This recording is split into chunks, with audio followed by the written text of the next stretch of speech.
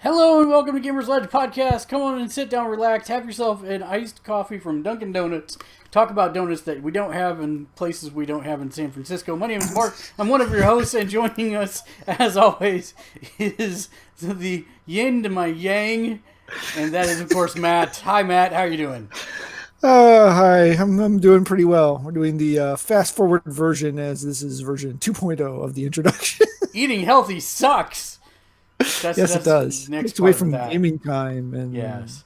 And the news cycle sucks, and there's no news in the gaming industry to speak of. That's not an announcement of announcement. So we're just going to hang out and talk about video games and stuff. Matt, what have you been doing for the last week? what have I been? Wow, that was a lot faster. That was like 10 minutes last time. Holy cow! I know. So yes, I've been not, I guess, noted, not getting a ton of gaming time except on the weekends, and even that's fairly limited. But anyway, what I have been able to do in the last couple of weeks is I'm working still on Dust and Elysian Tale. I got to the if you go forward, you will enter the final battle, and you will be done. So I'm back around doing the whole Metroidvania thing, scouring for the last little bits of map and item collection. I've not touched Wolfenstein 2 very much in the last couple of weeks, but I did play a little bit. That game goes places. That game's got stuff and things. That's Bethesda's reimagination of their old FPS titles has been a very enjoyable thing to watch and partake in. Um, don't go into this all again, but for reasons of personal choice, I am choosing to not do a FAQ on this, but I never actually played PT. Well, I played it like for the first hallway and a half when it came out, but I never actually finished it. So I tried finishing it last week, and I get stuck on the fourth or fifth hallway.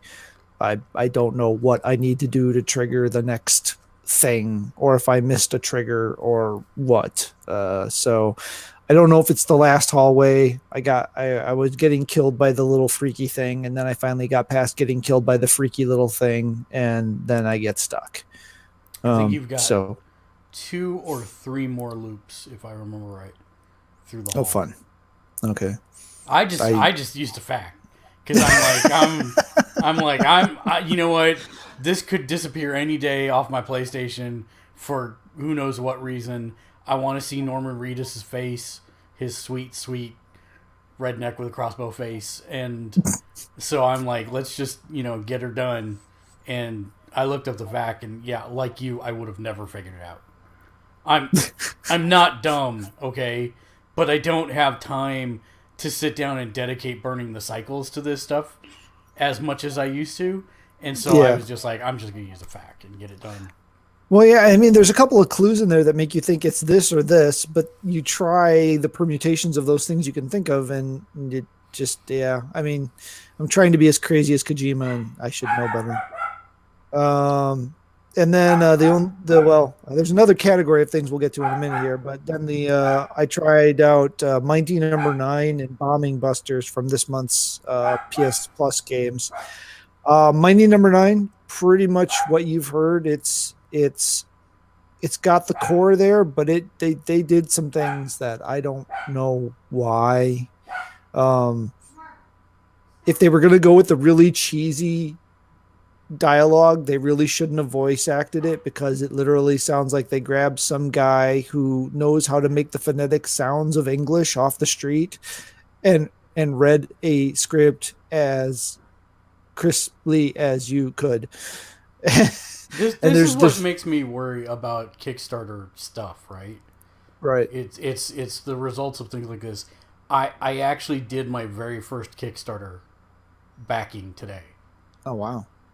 Ever. That was for Rift Tracks, right? Correct. They have been funding their live in theater events via Kickstarter for a while, and I really like it. And I only pledged $1, but I gave it knowing that it is a donation and not a not like a loan or I'm gonna make any money off that stuff or anything. But Right. I've been up on that for quite a while, like, and I still just nothing has ever really said, hey, back me. This is gonna make a difference enough that I even cared. So this is the first thing. It's like their sixth time of doing it. I should have been in on the other ones. I just didn't realize where it was happening. I knew they crowdsourced it, but I didn't know it was on Kickstarter. But for some reason, I got an email this time and I was like, "Oh, I'll pledge $1. Sure, why not?" It's like, come on. Yeah. So it's got some solid gameplay mechanics. The difficulty spikes are real. It does a lot of. I don't know if it's just I'm not used to it yet, or if they're just super cheap, or both. But there have I been a vote few. for D. Yes, all of the above. Bombing Busters, I think. Okay, game shame admission. I've never played a Bomberman game, so there's that. I think Bombing Busters, based on the name and the gameplay style, is supposed to be a Bomberman clone, but if you sucked all the joy and life and fun out of things, then maybe. Again, I've never played a Bomberman game, so maybe it's a really good Bomberman game, but I didn't have any fun playing it. It's mostly just frustration and annoyance, especially for what's essentially a puzzle game. If you change the puzzle board every time, that's really annoying. So each level, the basic grid is always the same, but the obstacles and stuff are randomly, procedurally, I don't know, whatever, something generated. So it's like, okay, I can't optimize my path for solving the puzzle because the path is different every time. Right.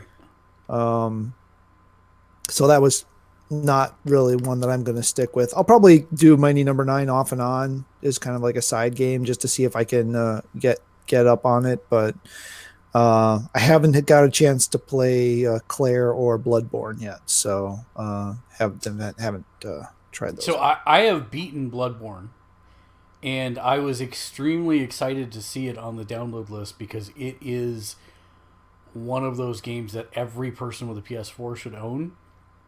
It is. You've had very valid reasons why you didn't like the Souls series.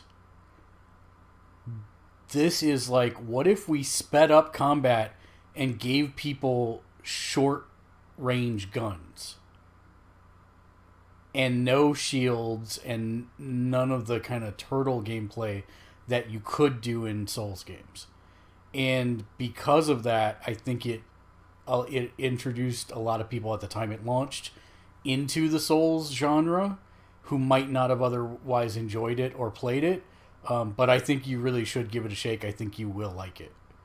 Yeah, it's on the system. It's just waiting for me. I'll probably pick it up after I finish Wolf. Yeah. Whenever that happens. But so, yeah. Then the other thing that chewed up some of my much precious gaming time was I bit the bullet and I went ahead and bought a PSVR. Yes. System. I've been kind of toying around with it, just seeing. I was seriously considering that, hey, I might just return this thing if it doesn't, really sit well with me. I have to say it's well, of course, I've been playing a bunch of free stuff, right? You go to the VR section of the store and you just hit download, and you just grab the stuff. Did you get the demo for Super Hypercube? I meant to ask you that. Yes. Yeah, I got the Super Hypercube. I tried that one out. That was a fun game. That one's got the nice mechanic where it gets the whole thing because you're looking around the shape to see what the hole is, and yeah. Okay, there we go. So that was interesting. Thumper was amazing. That's got a pretty good sized demo too. I mean, that's a fairly hefty demo. And it's hard. It's one of those games that's hard to explain to people who've played it in non VR what the difference is in VR. And the only thing I can say is that it's like you're super focused in and immersed in what's going on around you, so that the monsters seem just that more dramatic, and the track stuff is that much more intense. I don't know how to explain that. It's the difference. Well, it's kind of right before the podcast. One of my kids and I were trying out rigs. Now, I was Ah, not having much hope on rigs because that seemed like a barftastic barf fest from Barfville. Yeah, okay, they do that narrow down the vision thing when you move, so it's not bad. But even he, and he is the cast iron stomach. He's the guy who will eat an entire buffet, go on 12 roller coasters, and then dive into a bag of sugar and right. eat that. Even he was getting I I have about a 30-minute time limit on rigs myself. I have yeah. rigs, so if you guys want to play sometime, let me know. Um, but I can only play it for a while.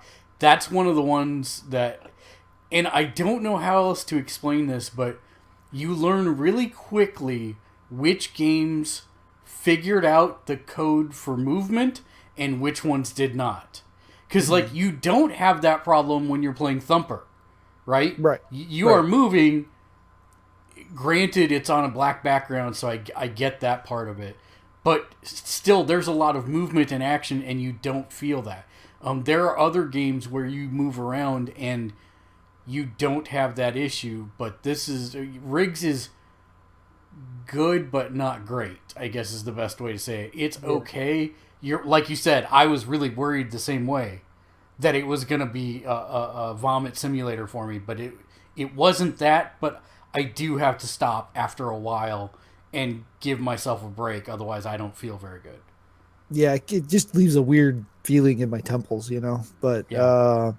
the yeah, so it's decent. I think it's again with like Thumper, you're kind of on a fixed camera behind the beetle. I mean, you're like Right. attached to the beetle, so Yeah. you're not. I think the part of the separation of the look to turn did not work for me at all. That was Oh, bad. I So never even tried that. I I went never to even tried the that. I went back to the stick to turn and the head to aim part, which was better. But I think that that separation is what without the move it's all that your body is expecting to feel the movement, and it doesn't. And it's the same with like riding or driving in a car. Riding in a car on a windy road, I can get car sick. Drive down curly cues and whatever, and I'm perfectly fine driving behind the wheel. Now, what did Um, your bundle come with? Doom, which I haven't unpacked yet. Doom Oh, VFR. so it did not come with PS Worlds and Res? No, no. Oh, It came with demo disc two, but demo disc two you can also just download off the store, which I did. Now that right. has a res demo in it, which I tried. Um, I never played res. I was very confused as to what the heck it was I was supposed to be doing. Yeah, Um, it's definitely a learning curve, but it's uh, just removes the manual targeting so that you can use your head to look at yeah, stuff. if I figure that out, hold the button down, look around, target things like, oh, well, okay, Yep, I got that's this that's the loop. gameplay loop. Woo! Okay. I couldn't figure out if I was doing well or not, though. There was like no feedback as to, am I doing If you everything cleared right? the I don't level, you're know. doing it right. Okay, I guess I beat the running dude with the spaceship thing. Yes, I love And I talking don't about know. VR games. And I don't know if that's one of the original levels or if that's one of the designed for VR levels, because I know there's a split in Res Infinite where there are levels that are designed specifically for VR, and then there are the levels that are just like old style Res levels. So I don't know. I'm not hipster like Dave, so I never played the original. Yeah. Now, one of the ones I thought was very interesting and was a very good implementation 88 to 98% of the time was the Last Guardian VR demo. Holy crap, Trico's huge.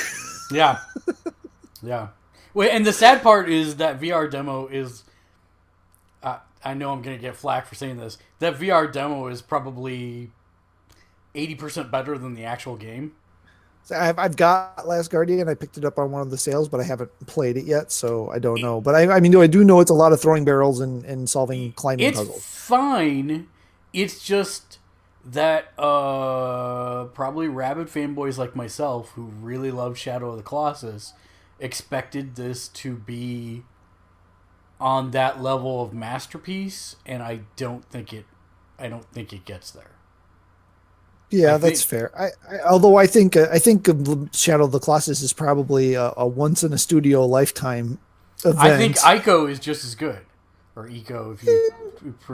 I mean, it's a little rougher, but for the vision that it sets out to achieve, I think it actually gets there.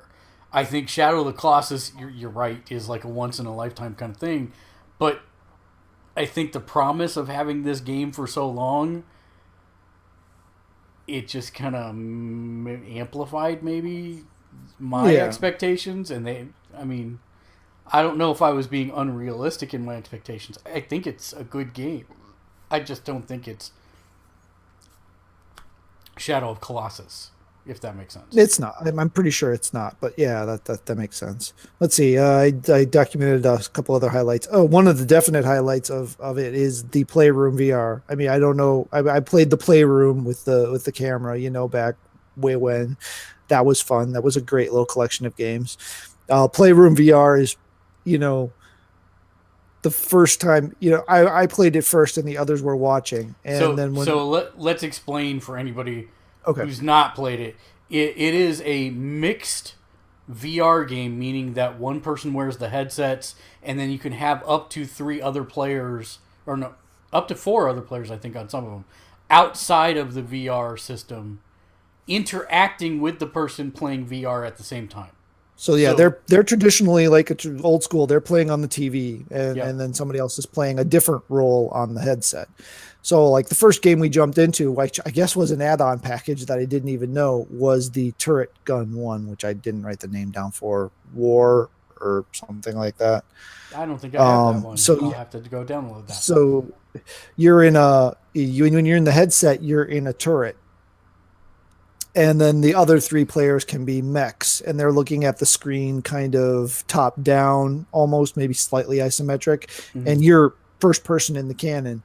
So I played first, so you're doing, and it's all with the controller or with just the headset, depending on which game you're playing. So you lift up the controller and you match it up with the spot it wants you to put it in the screen, and the cannon forms around you, and it's basically a giant Nerf gun, except it's balls.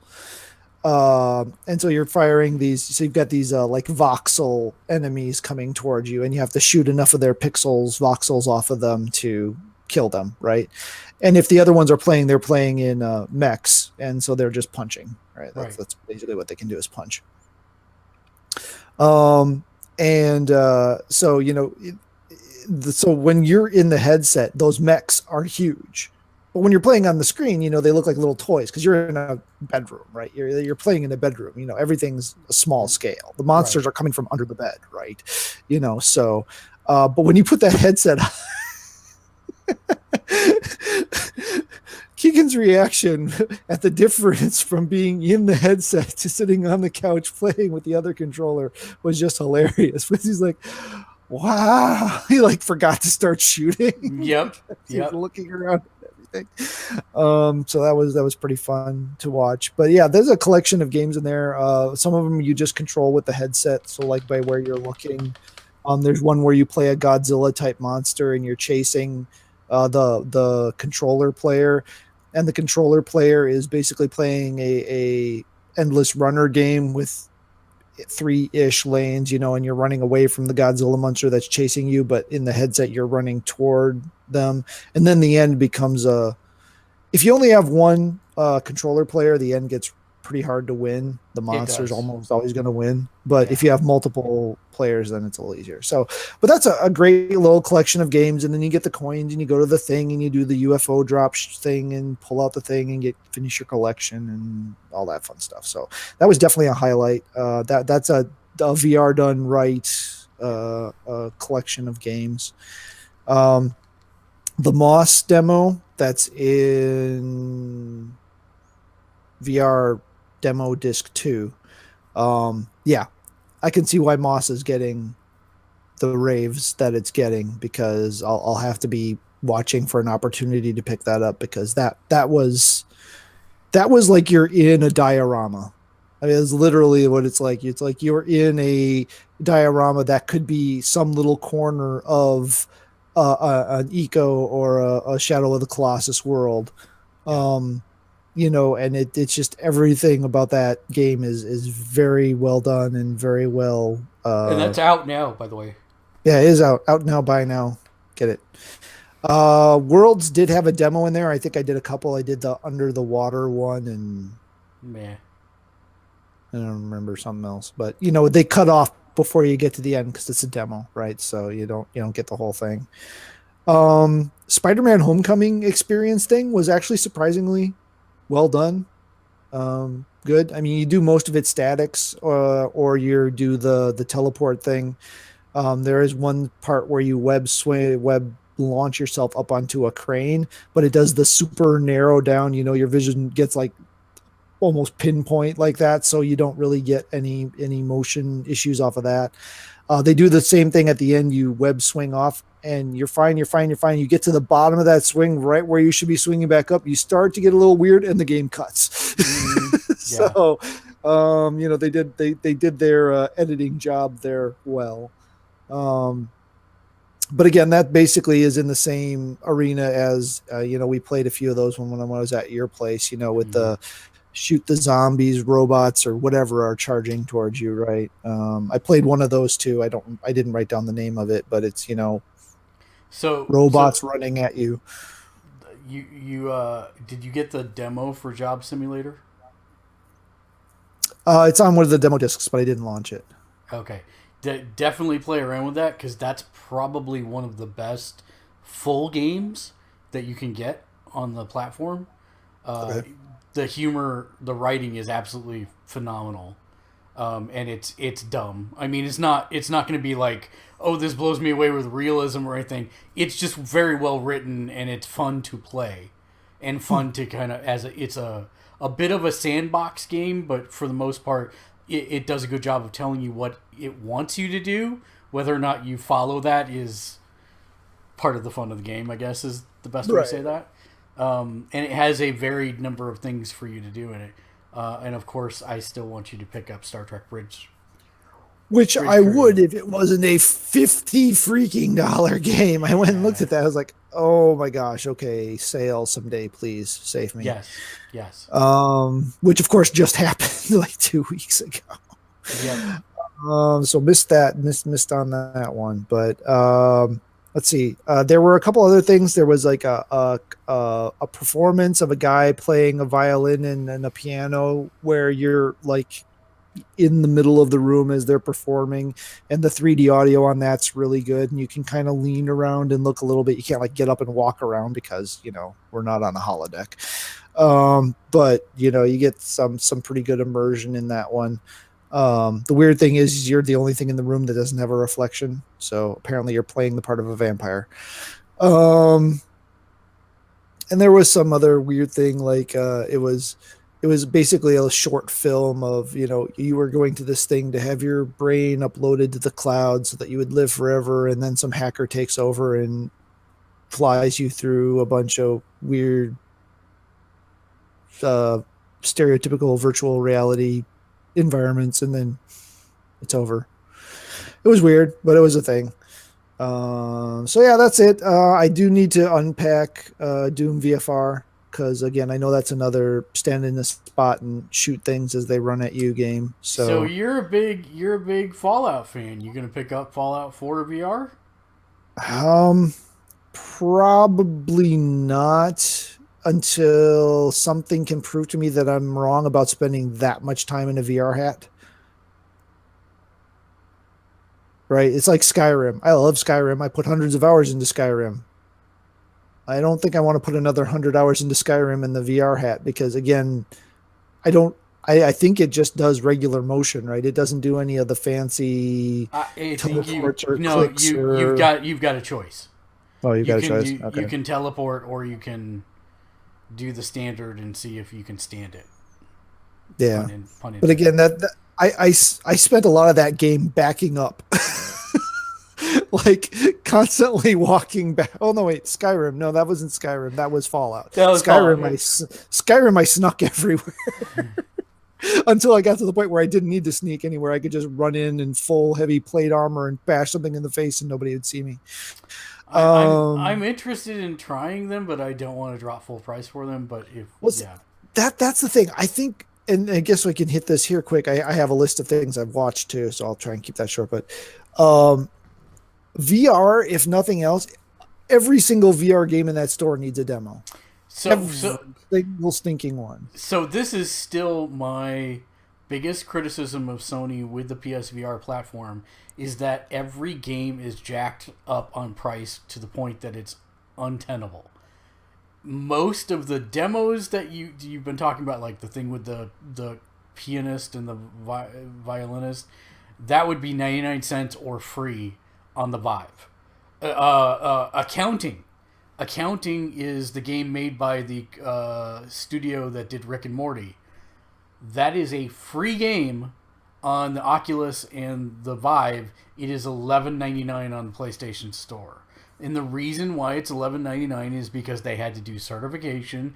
Sony wants its slice, and then the studio's got to make something. So I get that they got to charge something, but that something should be a lot less than $11.99. Yeah, the prices seem pretty high, and especially if you're asking people to commit to that on something that may make them barf.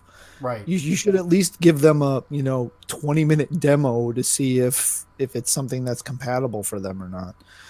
I understand that for some things it's just a matter of time. You just have to get used to it, right? I mean, there is some things to that. There is definitely a lot more screen door effect on the PSVR than there was on the Vive. There's, I don't. Maybe it's just my memory, but I don't think you got the scuba mask effect quite as bad on the Vive as you do on the PSVR. The PSVR is the heaviest of the headsets, but I actually think it's the most comfortable because it's actually balanced on your head. Right. No, it's comfortable. I mean, you see the edges of the yeah. I see the thing more than It's like you're looking from inside a scuba mask. Now, have you tried it with your glasses on? Since we talked about that, I've only done it with my contacts so far. I haven't tried with my glasses instead of my contacts. You should try that. Might help with the scuba masking a little bit. I don't know. I don't have glasses, so I can't tell you for sure. But yeah, I agree. But I do think that. How can I say this? I do think that the lenses of the PSVR are slightly better, even if you see a little more screen dooring from time to time. Right. But the head tracking is fine. It's good. And I'm still out on whether I prefer the Move controllers or a normal controller. I think for the most part, I prefer the Move controllers because you've got independent motion that way, and you can usually get to all the buttons on the thing.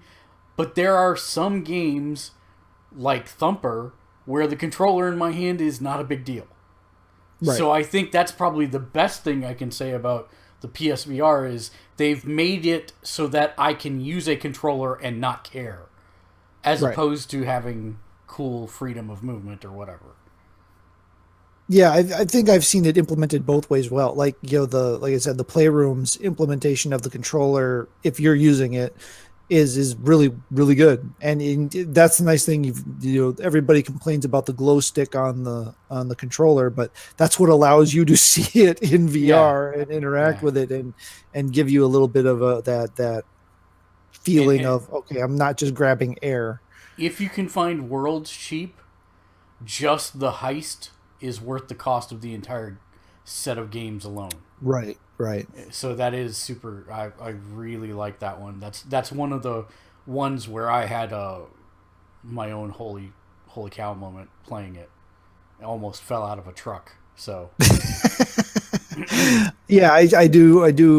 I know that's on the demo disc, but I don't know how much of it you get to play. So I'll have to fire that one up because I didn't have the Move controllers at the time when I was flipping through, so I skipped that one. I mean, I have Move controllers, but they were charging. It's been like 4 years since I used them or better. Actually, the PlayStation 4 has been 4 years. But yeah, the overall,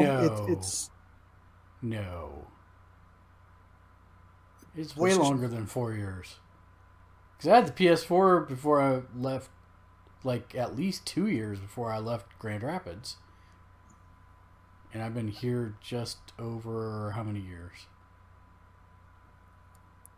Oh, maybe it's 5 then. 2 years. Yeah, something like that. It's 5 years this last November then. Yeah, I could be off a year. I could be too. I don't know. Time I don't know. distortion. We're old. Time has lost all meaning to us. That is correct. But yeah, and then just in case anyone listening doesn't know, when we talk about screen dooring is when you can notice the gaps between the pixels when you're in VR. It looks like you're looking through a screen, like a screen door screen.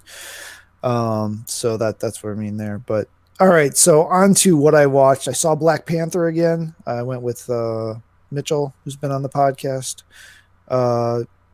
Both enjoyed it again. Both of us enjoyed it quite a bit.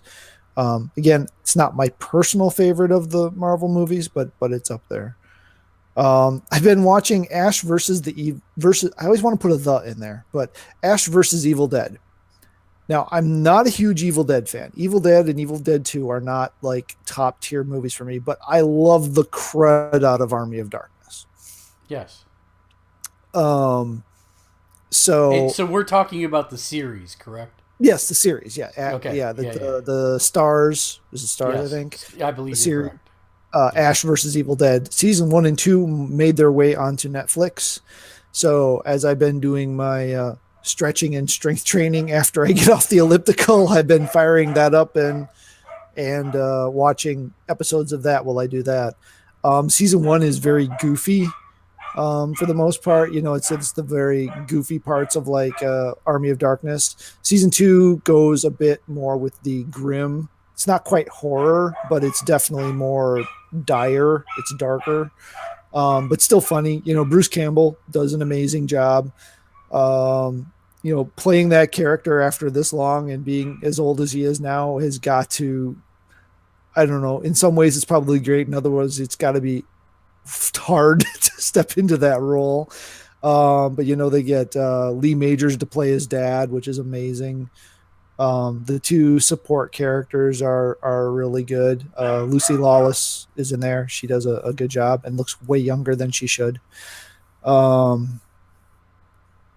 It's a pretty good show. I mean, if you have I know I'm not generally one much for humor, but that or for comedies, but it's not a proper comedy. I don't know. I mean, if you liked Army of Darkness, that level of goofiness, season 1 is pretty much on that level. And this is a sequel, so this takes place after Evil Dead 2, and however you want to consider those two movies kind of conflict in some ways, but. And then Army of Darkness. This is actually a sequel to that, so it acknowledges that pretty heavily. That's been a fun watch. I'm done with that now, so be moving on to something else. Finally finished The Mist, Netflix's version of the Stephen King novel or novella. I'm not sure which it is. If a season 2 never gets greenlit, I won't cry any tears. Let's put it that way. All right then. We'll just leave it there. The Good Doctor came back, so we've been watching that, or as it comes every week. You caught up on Agents of S.H.I.E.L.D.? I am caught up on Agents of S.H.I.E.L.D. That is on my list. Yeah. But what I have to say, I don't want to give away any spoilers for it. But I think I'm okay. Good luck, to around that. Yeah, well, I think I'm okay in saying this. I have noticed from Disney shows and Marvel stuff in general, the moving away of showing of any kind of actual blood. And in this week's episode, we got a very bloody, graphic scene, the likes of which that I cannot recall for quite a while in just about any Marvel or Disney based show, and I did a little happy dance. My wife turned away from the TV, but that's still. Well, I guess of that type, yes. I mean, there's been, obviously. The first half of the season, May got herself in several situations where there was blood. Some of it's just like contusion and that type of stuff. But obviously when we first see her pop into that one place, there's definitely some blood there. Um, but yeah, I get what you're saying. There's definitely a scene there that's probably more intense than we've seen in a good while, if ever, on the show. Yeah, Um, I'm super excited about it, but I really don't know, like, if you've been following the season, and I don't mind expounding on this, they've written themselves into a corner, and I do not see. I mean, I can only see one way. Actually, I don't see a way that they can write themselves out well, I've because got a couple of thoughts in mind, but they've been, I don't know if you've been seeing on the stuff on social media, but it's been, no, and I don't know if this is okay. If you don't like social media spoilers, skip no, ahead 30 I'm not seconds. sure. I want to even. I Okay. mean, I mean, Well, I see that they could eliminate a central thing, but I'm not sure even that would stop the stuff that's supposedly going to happen from happening. well, no, all I'm saying from there is they're essentially self-acknowledging that point. And I don't know if they're trolling everybody or if they're serious. Hmm. So, but this Friday we have the 100th episode. Yep. Lots of big to-dos. Apparently, this is going to blow everybody's minds. I would Um, if I'm telling you right now, if they actually reintegrate with the Marvel Cinematic Universe and actually have the freaking Avengers show up to stop this thing, I will lose my stuff. To put it mildly, I will lose my stuff. And that would be the best possible, like, in the world of Mark's brain outcomes, that would be the best possible thing. Is that the Avenger Stark shows up and says, Coulson, I've owed you one. How can we help? They brief him on the situation. These people are coming. We need to stop them so that the world does not blow up. And they take him seriously. And they go into it. And they all work as a team together, including our folks. I think that would be, like, amazing. It will never happen in a million years, but there you go. there's ways something similar to that could happen that I've postulated, but we'll see. We'll see Did you where it hurt goes. yourself? Yes. I figured. With those Um, big work. big words. Yes. So I've been, yeah, but we'll see what they do with the 100th episode this week. That's a very very big one. Let's see what else. Watched the Full Metal Alchemist live action movie that Oh, dropped what did you on think? Netflix. Um, I thought as a live action interpretation of the story, it was pretty decent. Okay. Um, That's what I figured, it's but I'd it's heard about the mixed things. it's about the first half, maybe a little bit less, right? Does So it he doesn't get all the way acknowledge to the it's end. does he acknowledge that it's only the first half? So there's open room for a sequel? Yeah, oh yeah, yeah. Oh, There's okay, okay, definitely okay. a seed planted for a sequel. Got it. Um, so there's again, it's an interpretation, right? So there's Hmm. characters missing, there's characters doing things that other characters did, there's some serious fast forwarding, um, Which is, but I think one of the things that I like about adaptations to live action is the removal of the Dragon Ball Z effect. I don't mind truncating a bunch of stuff together because there's actually a lot of filler in anime and the mangas right. themselves. And so that's fine if it tells a good story, which Full Metal Alchemist has a good story. The question is, do they represent it well in that truncation? Right. And they had oh crap, now I'm going to forget his name. That guy that everybody hates. That story is in there. Hmm. And that in all of its full disturbing glory. It's Full Metal Alchemist Disturbing Glory? Yes. Yeah. Now, the follow on, unfortunately, probably won't be happening because that character is incapacitated at the moment. But we'll see. I assume basically it sounds like it's doing well enough. I assume the sequel will come out to it. It'll be interesting to see if they make it to the end of the anime storyline. Will they continue on to do the movie sequel part? The animated movie sequel part, Beyond the Doors. If they continue to do that or not, so we'll see. Um, I kind of the I kind of have the expectation that this is going to have to do very well for them to be able to re-sign the K-pop star who's in the main character lead to get him to commit that much time to it again. True, we'll see. The Al stuff is amazing. The mixture of the practical and the CG suit was actually really, really, really amazing. It was kind of weird hearing him as an older voice. I'm always used to, little kid Al voice, and it's a much older voice. Really, Not because much. it seemed like little kid in the trailer. It did in the trailer, and I don't know if they switched voices or if it's Oh, just the way that they managed it in the trailer versus the show. But he sounded older to me, which was a little weird. yeah. And the one thing I missed the most um, was there's that sound effect when Ed does the for the The, alchemy. There's a sound effect that goes with the clap. It's a kind of thing from the anime. They don't have that in the show.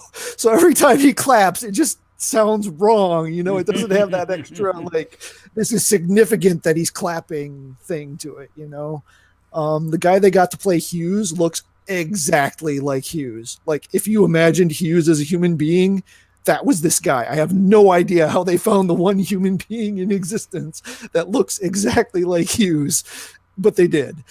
So that was cool. And the guy they got playing Mustang did a really good job.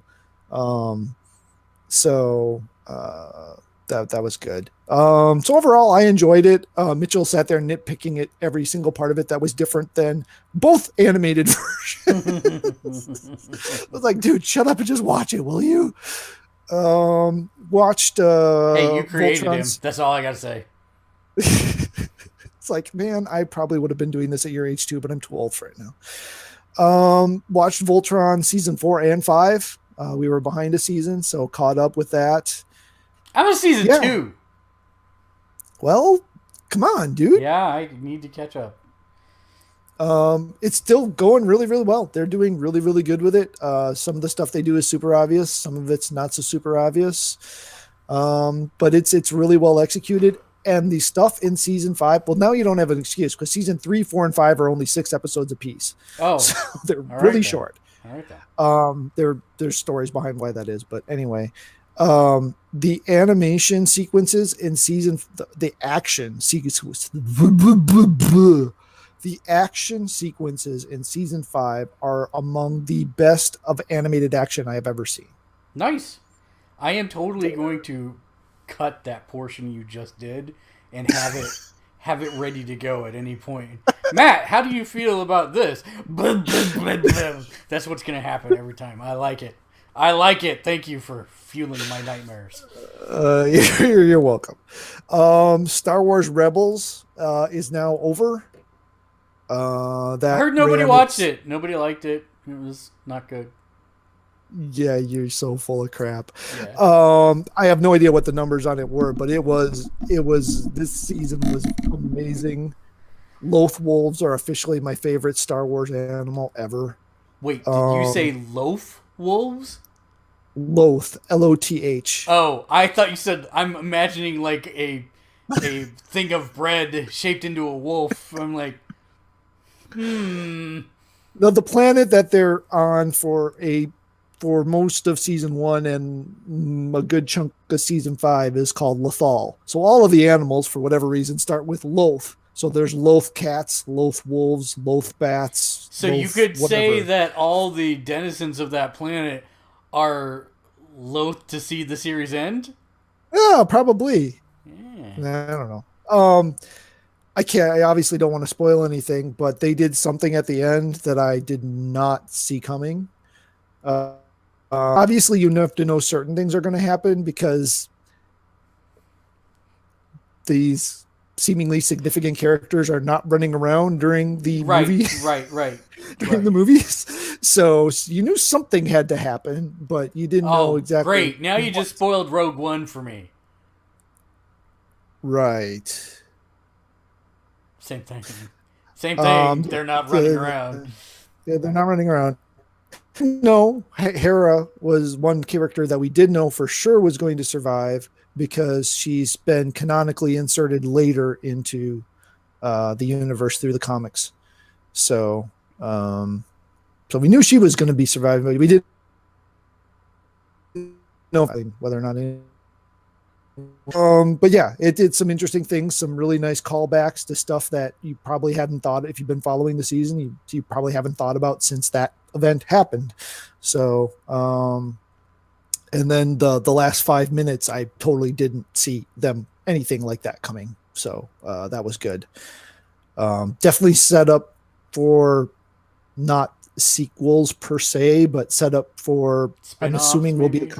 a spin-off or a comic series. I'm kind of assuming one of the storylines is going to go off into a comic. I'm guessing. I haven't heard an announcement on one though yet. So there will be another TV show, I'm sure. I'm assuming they'll announce it at D3 this year. I was a little surprised they didn't announce it at Japan D3 because that was coming right before the last segment of the final season was going. So I thought, they'd hype up the end of the season and then also announce, and yes, we have another series coming in. Yes. Did you see the Batman Ninja trailer? I've seen the trailer, yes. Okay. I just when you mentioned Japan D3, that reminded me I hadn't asked you that, and I wanted to double check before I forgot. Yep, nope, I've seen that. That was pretty awesome. Which so shouldn't it be called Batman Samurai? Seriously, It should. It should seriously should. He's But doing the samurai code, not a ninja. I mean, yeah, okay, whatever. I mean, and but there was a whole storyline in the animated series about that. And Kevin Conroy declares that he would rather be known as samurai than ninja. But Yeah. um, anyway, the last thing I had on my list, I'm sure I've watched other stuff that I didn't write any of it down, but is we are in the process of switching to PlayStation View as our television service. Oh, you did take the lead.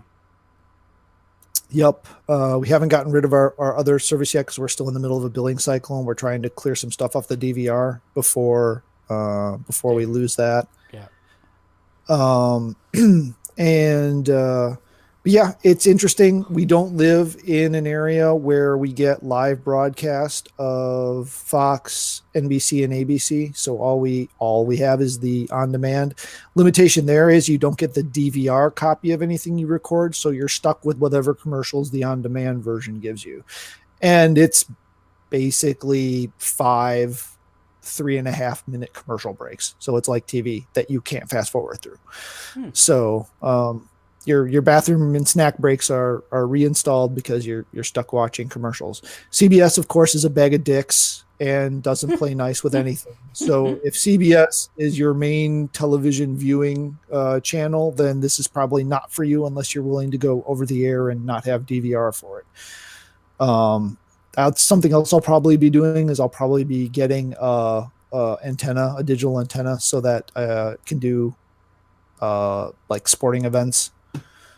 Since I don't have a live broadcast, unless I can call them up and convince them to give me Milwaukee's channels so that I can get Packer games and stuff like that on NBC. But CBS is still not on there, so I still won't be able to do it when it's on CBS. So I'll still need to go buy an antenna anyway. I'm gonna ask. Confused.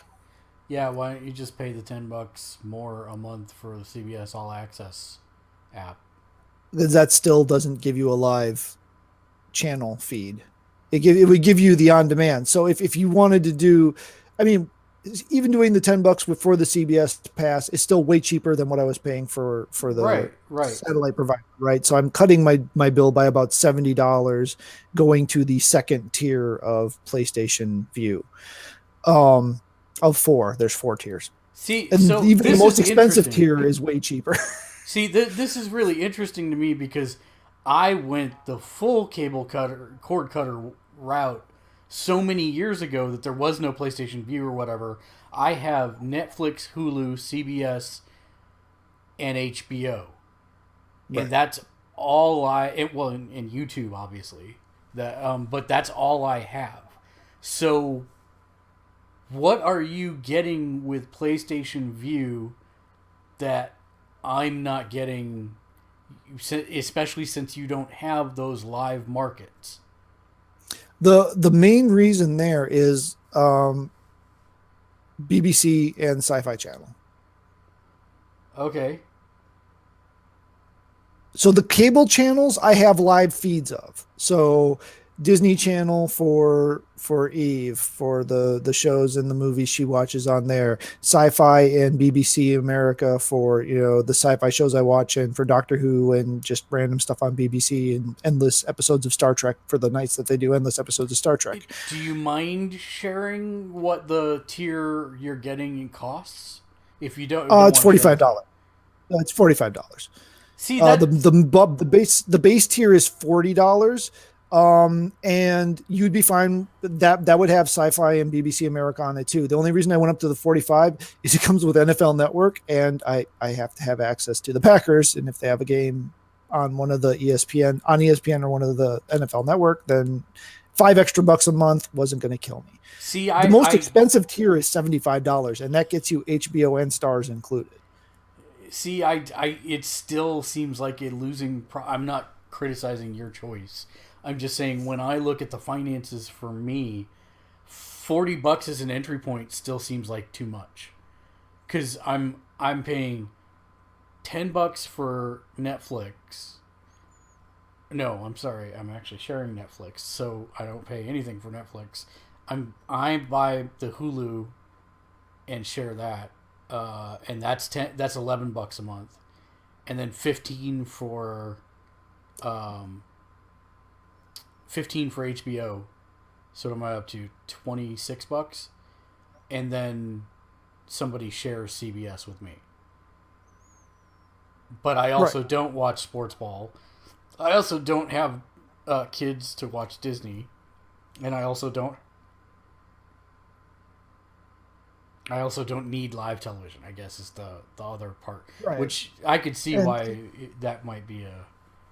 Right. And, if we've, and this was the family decision too, right? So we talked with the kids, what would you need, if we were going to get rid of what we currently have? But $40 is actually not far off from where I was. I was thinking it was a larger gap, but if I were doing Netflix and the other, I'd be right there. So I guess that's really not that egregious. That's still pretty good. And I mean, we have Netflix and we have the cheaper tier of Hulu. We don't pay for the commercial free. So ours is like $9 a month. So, I mean, we're paying for both of those as well. Now we might be able to get rid of the Hulu, because basically now we have Hulu. I mean, that's essentially what PlayStation View for the big three is it's the on-demand stuff. It's got the same weird episode 1 and then episode 9 things that that does, and so you have to keep up. The DVR copies only last for 28 days. So after that, you're left with whatever's on. Can you use your own DVR in conjunction with the service? No.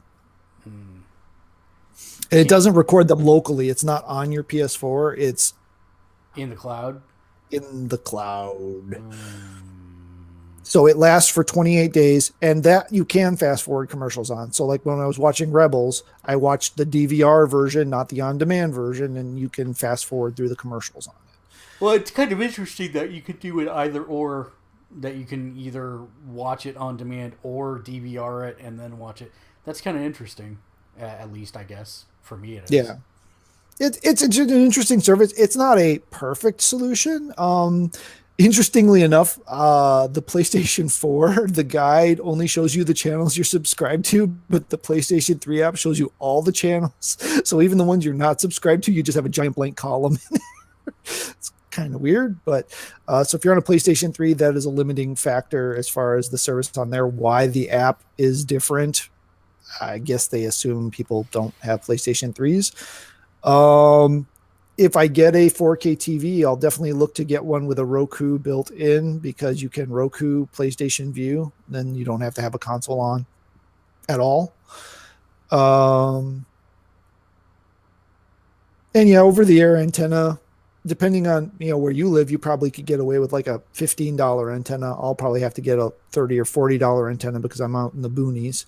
Right. Um, but that's not bad too. And again, it's really just for things that are live. Like if you want to watch, if you watch local news, I don't watch local news, but if you do, you need basically a digital antenna so that you can do that. All of our local news areas broadcast, they put their stuff up on demand, so you can go check out the important parts or the news that you want to.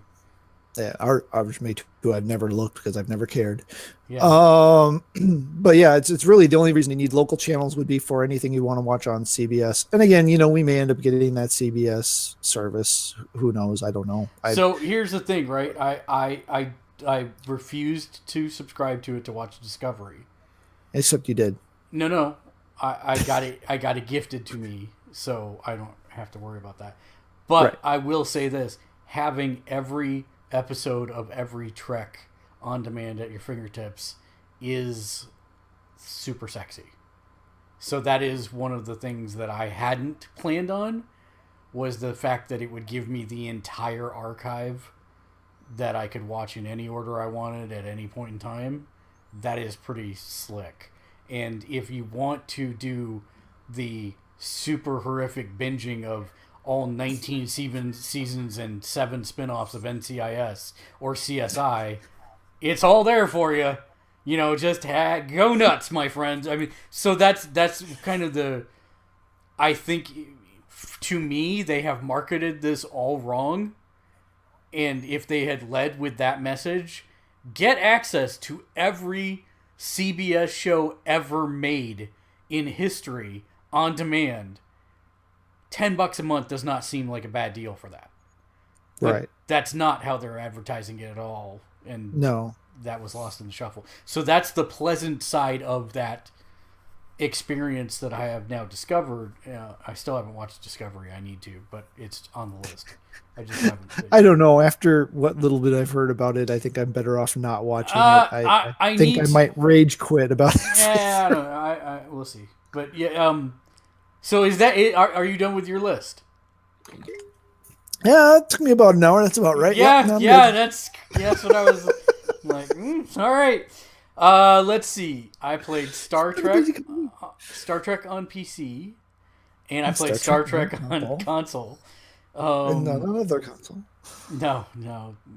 And it's bad because I was like, okay, I'm done on console, really. Like, I'm not done, like, playing forever, but I'm done. There's nothing left I need to go do at this point, right? I don't even need to check in for dailies unless I want to accrue dilithium that I can convert to their Zen currency to buy new ships packs when they come out. That's the only reason I'd need to log on, and that's not a long process. I could log on and do it in like a minute. The problem is that the console version lags about a month behind on updates from the PC version. And the PC version just finished the 8th anniversary events where they give away ships and all kinds of stuff, and there's daily stuff to do. So now I have to log on to the console version to do the daily stuff to get the awards for the anniversary, and I'm dealing with whatever's next on the PC now. So now I'm actually having to juggle them back and forth, whereas for a while I was just playing the PC version or just the console version. So now I'm actively playing both every day, and I'm like, why am I doing this to myself? But it's because I've got people on both platforms playing, so there you go. I played that. I played some Divinity Original Sin. I'm just at this point. Have you made it past chapter 1 in that game yet? Yeah, no. For the 4 billionth time. I think I'm closing in on the end of Act 2. I just don't want to go because then I'm done with Act 2, if that makes sense. I'm afraid I will lose. So this is the crazy part, is I started the game again for like, I'm not joking, this is probably like the 7th or 8th time I've started over. Not because I felt I missed something, but because I got an opportunity to play with some other people.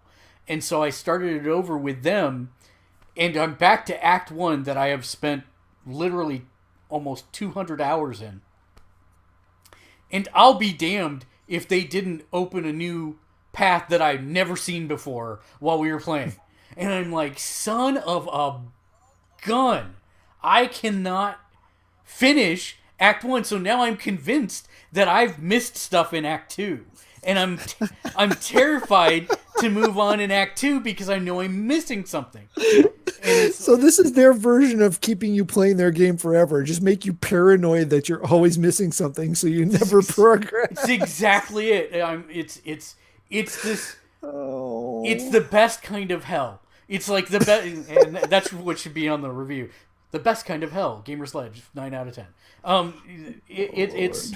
It's the game is so good that I still have those play sessions where I blink and it's been 13 hours and it's now 3:30 in the morning and I should have gone to bed a long time ago, but I'm just like, just what's around this bend, or let me talk to this character and see what they say, and it's so good. So yes, that's where I'm at with that. Play some WWE. The new show is progressing nicely. We just put the third show up yesterday. This one's Deadpool versus Ghost Rider as the main event. We're with the Marvel faction. If you've not had a chance to check it out, it's called Monday Night Mayhem. It's up on our YouTube channel. It's up on our Twitch channel. Go and check it out. It's a lot of fun. And I think that I played a little Dragon Ball Z Fighters or Dragon Ball Fighters. They still haven't fixed the lobbies, so online play is still like a hassle, which it shouldn't be. I'm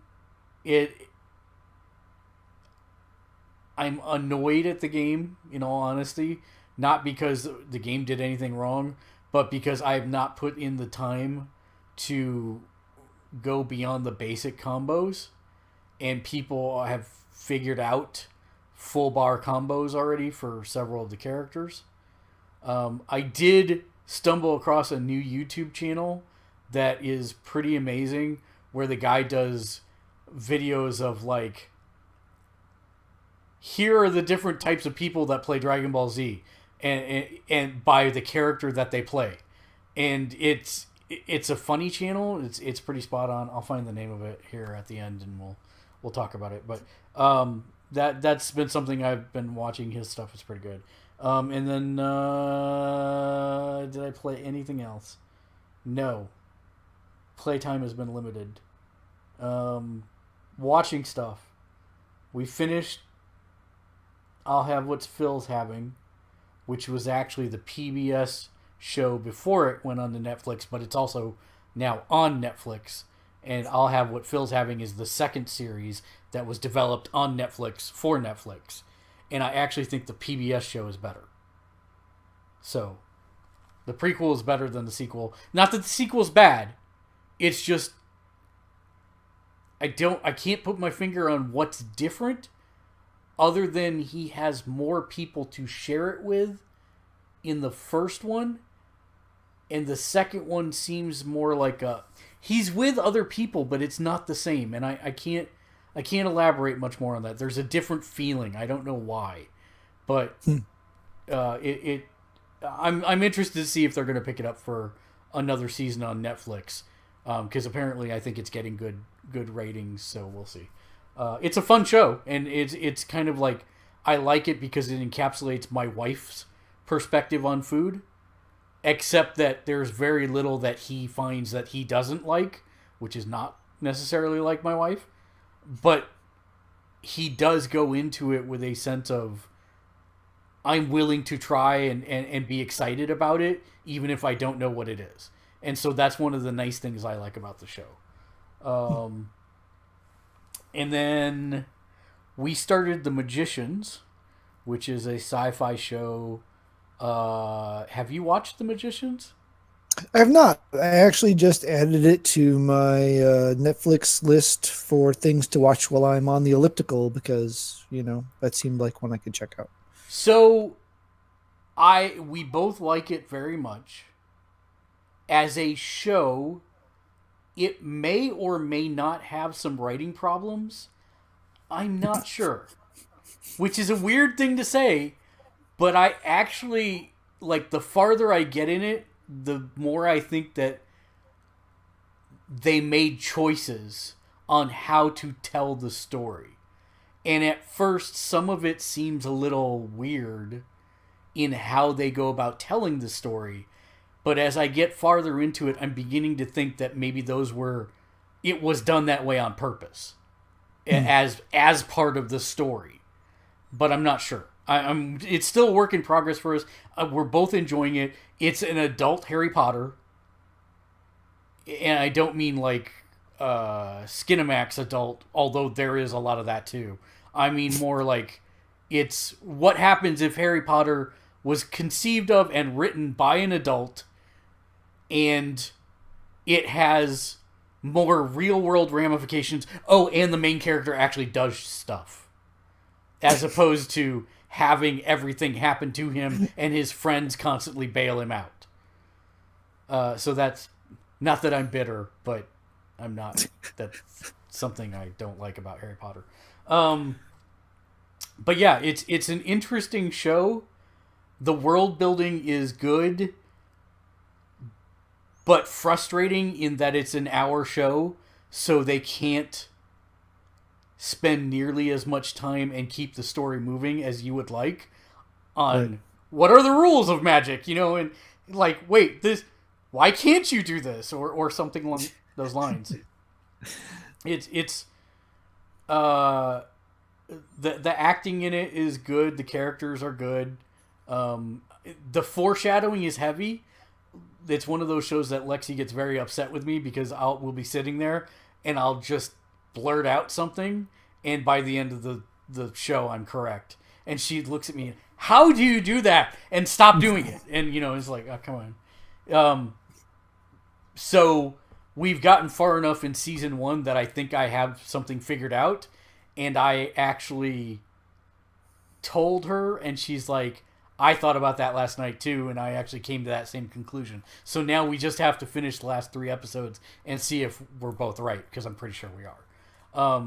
I don't want to say that the show is predictable, but they do a lot of heavy foreshadowing, and if you're paying any kind of attention at all, it really does kind of connect the dots for you. So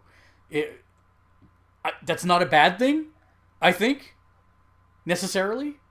I'm enjoying the show still. It's not surprising me, but it's interesting nonetheless, if that makes sense. Right. So, anyways, we'll see. I'm enjoying that. We're about to start the Philip K. Dick Amazon series. I really want to do that one.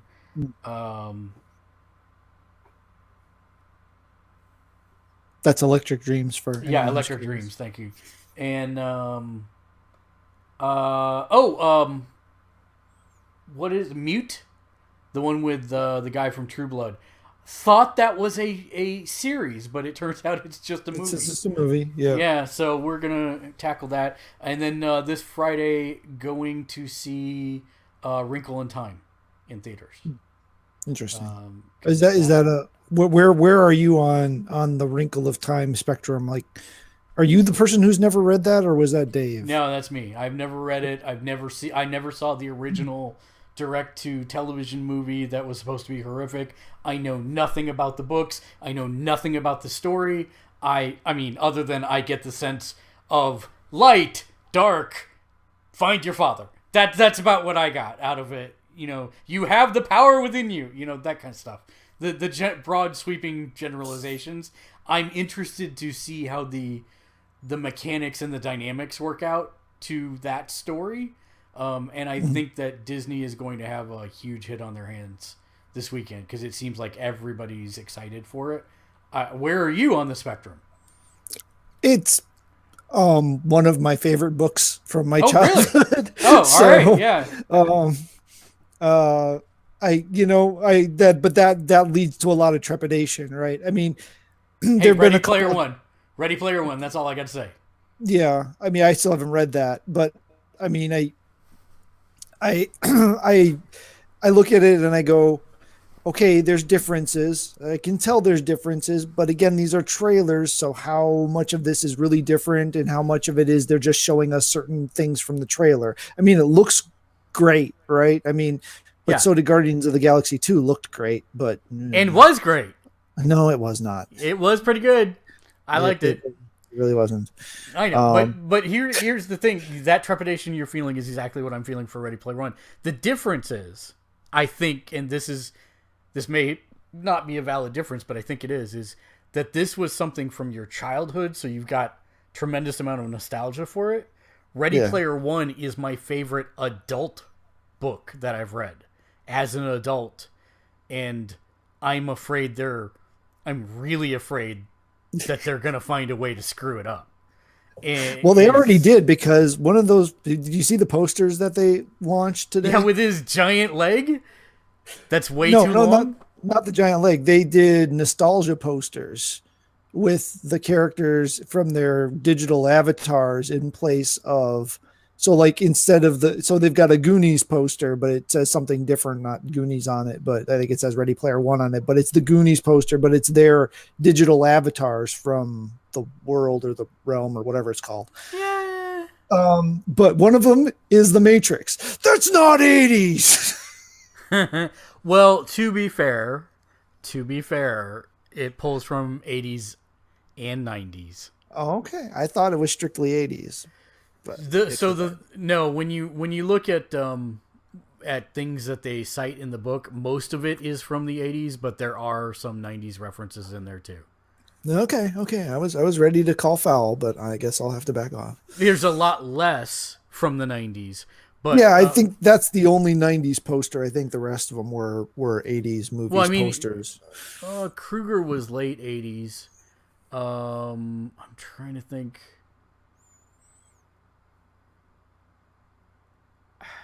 I'm trying to think if there were. I know Iron Giant wasn't. Iron Giant was 90s, Yeah. but Iron Giant did not actually play a role in the books. So I'm trying to. Iron Giant is swapped in for an amazing thing that I did not think they'd get the rights for, and they most likely did not. So that's fine. But you are one of the few people that would appreciate it because you are one of the few Americans who would know what it was. But I don't want to go further into that rabbit hole right now. Well, you know what? That's not a spoiler because it's not going to be in the movie, right? I guess. Okay, you know about the Spider-Man mech, right? Right. Yeah, so Iron Giant is basically replacing the Spider-Man mech. Oh. Because the Spider-Man mech Okay. plays a huge role in the book, and so they've just replaced it with the Iron Giant, which is a fine. I mean, Yeah. I would rather they had something that people would actually recognize in the role, because you and I are the only two people I've ever met who know what the Spider-Man mech is, right? I'm not saying that there aren't other people out there, but that is a But for far a mass- smaller. Yeah, Yeah. that's a far smaller number of people than who know what the Iron Giant is, because everybody our age saw the Iron Giant. And so I'd rather that they went ahead and took that liberty. I'm fine with that. I'm Now not. the question is, did they actually get Vin Diesel to come and do the voice for Iron Giant for the movie? It's not like he's in anything else. Heyo. Well, except Guardians, Infinity War, Guardians of the Galaxy, but he's been done with that for a while. Yeah. Yeah, they all have. So yes, I'm super excited about Ready Player One. I'm actually very excited about Wrinkle in Time, especially because I'm going into it blind, right? Yeah. Lexi's seen it. She loves the book. I mean, Lexi's read the book. She loves it. But this is something, it's very rare that she's experienced something that I have not. Or Right. when usually it's, yes, I read that. Yes, I've been there. Yes, I've done that. And she's not done any of that. And I get to experience it that way. This is one of the few times she gets to see me react to something that she likes. So I'm super excited about it. The interesting thing here will be, and I think a lot of people don't know this, but it's one of a series. Oh, I The wasn't even aware of that, so that's great. Yeah, Madeline L'Engle wrote, I don't know, it's probably something like 8 or 10 books in that same sequence. They're not sequels in the way we think of sequels today, where you've got like the Harry Potter books, or where they're you know Is Riordan series, but they are related, and there is a sequence to them, and they follow the same characters throughout it in different ways. so is it like oh man, the kid that is the strategic genius that stops the there's the war with the bugs. Ender's Game. Ender's Game, yes. Thank you. Is it like that series kind of where it's different time periods in their life from different kind of storytelling Kind perspectives? of. It's kind of that way, except the if we say Meg is the main character of A Wrinkle in Time, which is debatable, but if we say she's the main character, she is not the main character in all of the books. Oh, okay. Yeah, The cool. Wallace family is central to all the books, But she but may she was not be not the the main main character. character Got of it. it. Got it. Yeah, so I'm excited. The only question I have is, do you think when she's president she can make a sequel? I was referring to Oprah. It was a joke. Oh. Like, she's a little young. I think they'll get a sequel out before she turns 35. But Oprah, Yeah, I meant Oprah. Sorry. Yeah. yeah, Uh, they're witches. They'll just swap her for somebody else. yeah, that's never happened. See the Matrix. Okay, so did I watch anything else? No. Did I play anything else? No. Games that are coming out that we are excited about. Oh, that's the other thing. Terra is having an open beta this weekend. If you were in the closed technical test, you deleted it off your drive, you can re-download the closed technical test, and there will just be an update for it. If you have never played in the Terra closed technical test that happened previously, on Friday you will be able to download the open beta. There are a class of foreign MMOs that I would call the pretty MMOs. It's going to be Black Desert or whatever that yeah, thing's called. exactly. Black Desert Online, Terra is one of them. There's a couple others, but those are the two really popular ones. Black Desert Online is supposed to be coming to consoles, I think, at the end of this year, starting with Xbox, and then supposed to come to PlayStation after that. I have played Black Desert Online, and I can tell you that it is beautiful. Beautiful, beautiful. And it sucks. The game is horrible. The gameplay is not... Like, Matt will readily attest that I love anything that involves spreadsheets, but while it has that level of depth to it, it's simply not fun to play. It is not a fun combat system. It's not a fun anything. Whereas Terra, on the other hand, I had never played before. I played in the closed technical test, and I had a hell of a lot of fun with it. It is extremely pretty for a PlayStation 4 game that is an MMO. Is it at Black Desert Online levels? No, because I still don't know how they're going to pull off Black Desert Online on a console, because we're talking like high-end rig PC pretty. And Terra is extremely pretty even on my base PS4. I would like to have a Pro to see what it would look like there, but I'm not to that point yet. So the question becomes, in the closed technical test, which is a problem that they have had on the PC as well, is they had horrendous lag. Like, you would walk into a city and the PS4 would pretty much just stop for a while, and then eventually rubber band catch up, which is bad. Game wasn't optimized for PlayStation 4, which is fine because you weren't in the city that much. You were mostly out doing quests and dungeons and whatever, and it was fine for that. But when you went into the cities because you needed to sell stuff or buy stuff or whatever, then it became kind of like, okay, I'm at the city, time to go get a sandwich, time to go check my mail, time to go do something else for another 4 minutes and 20 seconds because I did all that stuff in 30 seconds. It was pretty bad, so I'm hoping they've addressed that now for this version, which is now they're load bearing the servers. That's why it's an open test. They're gonna have, if you don't even need to have Plus to play it, you can just download it even if you don't have a PlayStation Plus subscription. Check it out over the weekend. I would highly recommend that you do so. Do keep in mind it's probably going to be about 30 gig download, so FYI. That's 30 gigs just to get the client. Who knows what patches they're going to, have day one. But, if you're like me and you've got an external drive hooked up and you just don't care anymore, because that's kind of where I'm at with it. I know eventually one day that 4 terabyte will fill up, and then I'll have to make some choices, but I don't care. I'm not to that point, so. So do you know, is the loader, when will the loader be available to download? Friday morning. Friday morning? I believe it's Friday morning, 8 Pacific, if I remember correctly.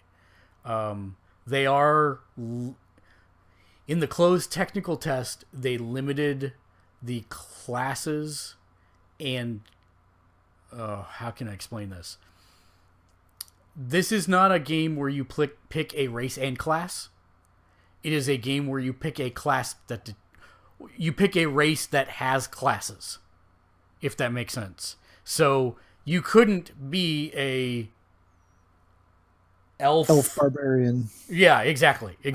Each class has races associated with it, and some classes have unique races attached to them, meaning that the only way you can play that race is to play that class. So in the last one, they had, I think, four races and 6 or 7 classes and 1 advanced class, which the advanced classes work the old way. What was that Star Wars game where you had to get to a certain level to become a Jedi? And then you started play as the Jedi on its own thing, and if the Jedi got killed, then you lost the character and had to start all over again. It was the MMO, Star Wars MMO, Star Wars, the first Star Wars MMO. Came out right about the time as Galaxies. Yeah. So it works kind of like that in that the when they did the closed technical test, you had to get a character to level 40 in order to unlock this advanced class in which you were starting over with a new character that you could not have played until you got to level 40 another way. In this one, they picked a different advanced class and a different race. So nobody, unless you've played the PC version, you're not going to see that here. I had a lot of fun with it. There's about 10 people on my friends list that have already said they're going to get it.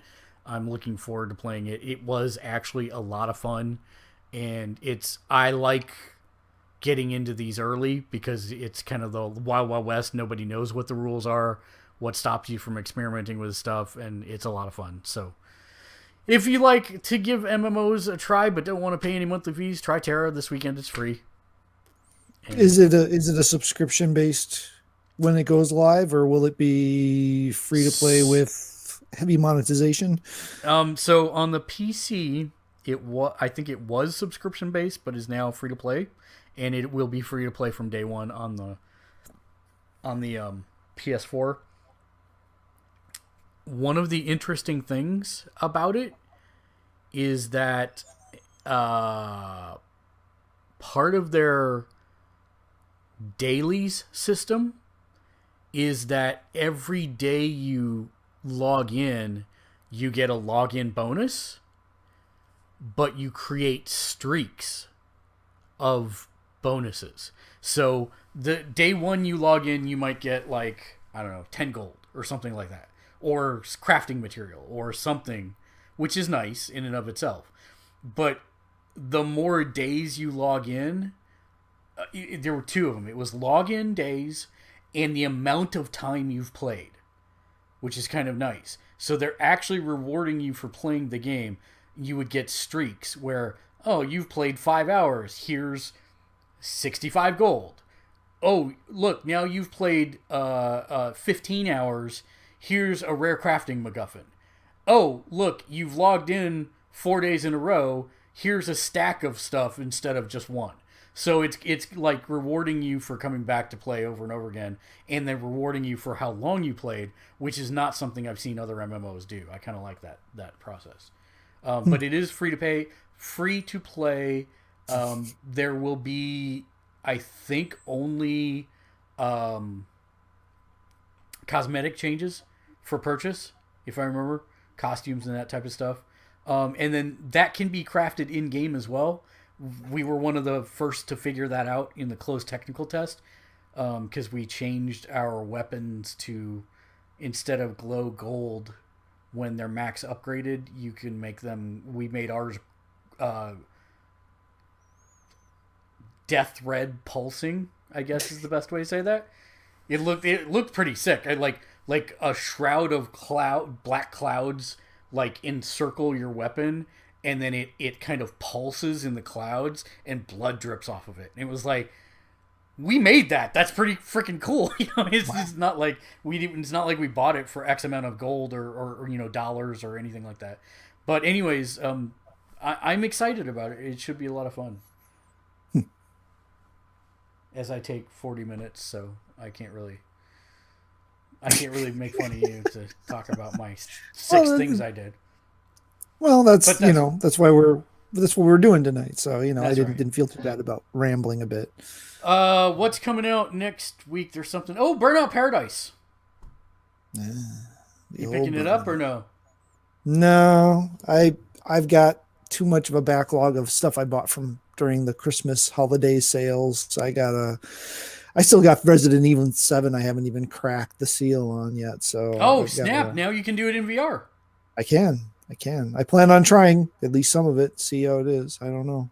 I've heard it's excellent in VR. I've not had a chance to play it myself yet. Now you've got the original version of the PSVR, right? Oh, you've got the new one? Yeah. Oh, you didn't mention to me that it was the 2. Okay. Well, that's the one that comes with the Doom bundle is the 2. So, did the original one come with earbuds, or did you have to supply your own headphones? It came with earbuds. Okay. Because I didn't think the original one did, because it plugged into a box on the line, doesn't it? Yeah, so it's got the line that comes up to the headset, and then it's got a little tiny box on it, and you plug the earbuds in there, and it's close enough on here that it's not a problem.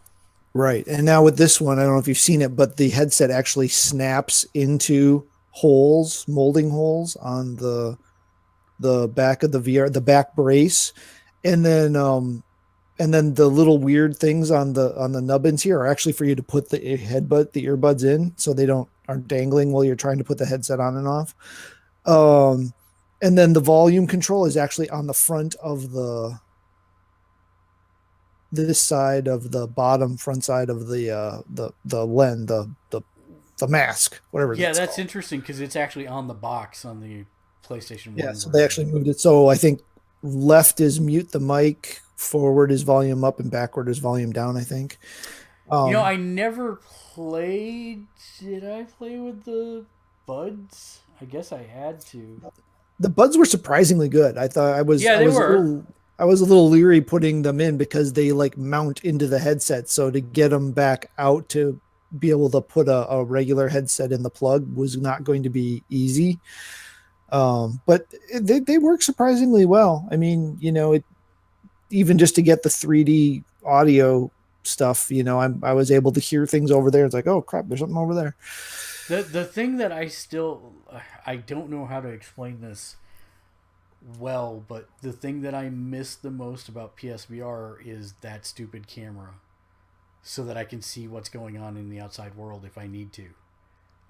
That's the only real criticism I have of the PSVR. I mean, and it can do it obviously because you do it all the time to make sure that you're aligned right, and some of the games will do the make sure the area around you is clear so that you don't hit something, and it'll show you reality. So it shouldn't be that hard for them to put a okay, long hold options always recenters you, so maybe long hold on the touchpad could show you the camera view, or something. But Well, but I would think that would be horribly disorienting if you're looking at yourself backwards, mirrored, right? Because that's what the it camera would would, do. it would, Whereas when you've got the extra camera on the right? front to be able Right. to just pull that up virtually, it's now I know what I wanted to ask you. Did you buy the Batman game? I have not bought the Batman game because Go that's buy the even Batman kind of game. pricey. What I'll is? get it eventually. Isn't it $20? I think it is $20, but right now All that's a right, all little right, bit on the all expensive side right, all right, all right, all right. But let me tell for a you, for a, for a 45-minute game. That's a bit too much. I'm not saying you're wrong about that, but it's one of those ones where they did such a good job with it that Mhm. I almost feel that it's actually worth the $20 for the 40-minute experience. It's really really it's one of those ones where you're going to get people coming over and you're going to want to show them the PSVR, and that's going to be one of your go-tos. And you're going to have to pull people out of the PSVR to get them to play something else. Because that's what happened every time that I showcase it. People are like, whoa, I'm Batman, and I feel like I'm Batman, and holy crap, the Batcave, and it's like, wow, this is, yeah. So just Right. FYI. So let's see. We've got well, for those of you who have been watching it, The Expanse comes back in a month I still haven't for season seen 3. season 2, so I'm hoping that might be on something streaming now for free. Is it not on Netflix yet? It has never, to my knowledge, been on Netflix. I I thought The watched Expanse was season on. 1 on Amazon, and then season 2 you had to pay for. And so I've never seen season 2 yet, which is killing me because season 1 No. was so damn good. I thought that had popped over to Netflix. I'm gonna look quick so find something to yammer about for a bit. I was going to look and see game releases Well, we got for God of War coming up. Data War. Thank you very much. So are you one of those who is upset with the change in the tonality of? No, Kratos is one of the stupidest characters that's ever been made. I mean, I'm not saying he didn't serve his purpose, but you couldn't make more of a one-dimensional character if you tried. I actually like that they're trying to give him some depth. I think it might be too late to make me care about Kratos, but it's not too late to make me care about his son. Right. Well, they And, did try to give Kratos some depth in 3. They tried. I'm meh. not saying they succeeded, but they tried to give him a little bit of They made depth. him more sympathetic by making you murder his family, basically, again. But I don't know that they made you sympathetic to why he was angry, but how realistic is it that somebody is just gonna be pissed off all the time? See, That much, yeah, yeah. yeah, Sea of Thieves comes out on my birthday, March 20th. I'm excited about that one, but I know you would hate it because it's online co-op only, and I'm not sure what the game is still to this day. I get it's a pirate simulator, huzzah! But what do I do that makes it more than just a sandbox experience? A Way Out It is sounds like you one. just go on heists, is all it sounds like. You just go on endless little heists. Yeah, I'm not And sure that. maybe on the way to the heist you get attacked by another pirate ship. And Yeah, that doesn't sound so super great to me. A Way Out, I am actually extremely interested in. This is the one where they're cannibalizing their own business with the model, which is weird. This is the online only co-op escape from prison game, oh yeah, and okay, that's and right. basically, if I buy it, I can give you a pass to play it with me for free. You download the game, and you just get to play it from your perspective for free, which is Right. great. But you're giving away half your profits. I mean, I like the idea. I hope it's a success. It's from EA, So if it does well, I'm sure they'll figure out some way to monetize it with loot boxes.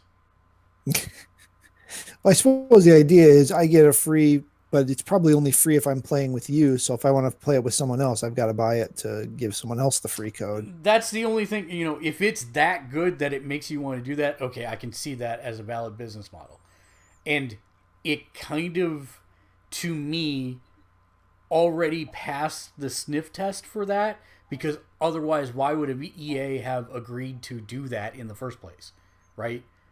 It has to be fun and it has to be good.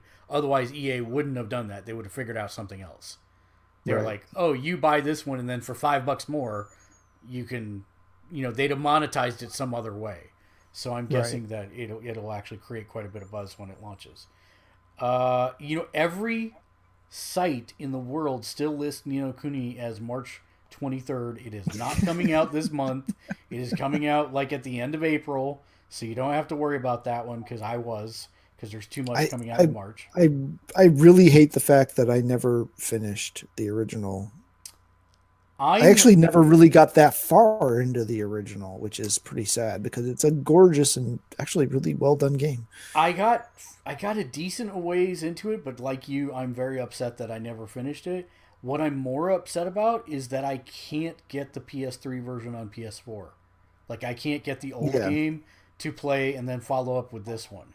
I thought it was surprising that they didn't include it with like pre-orders of 2 or something.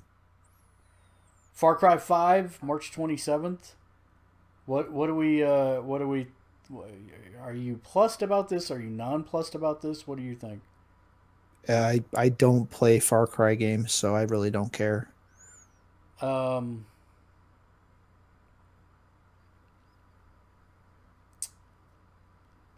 Bravo Team just came out for the PSVR. I don't know. Now, is that the one that is that the one that used to be called like Firewall or Fire when it was announced? There was something to do with it used to be something with fire in it, I think. It's this super technical first person shooter, but I know it used to be Fire something because people kept on saying Firewatch, and that's probably why they dropped it. But I thought this game used to be called like Firewall Bravo Team or something, Firewall Bravo or something like that. But maybe it's different games. They both share just a Bravo. All I know is that this is developed by Supermassive Games, so it should be amazing. And I think that was. I'm not seeing. Let me specifically search for that. What was PSVR Bravo Team originally? Oh, Bravo Tram is not going to find me what I want. Bravo Team originally called.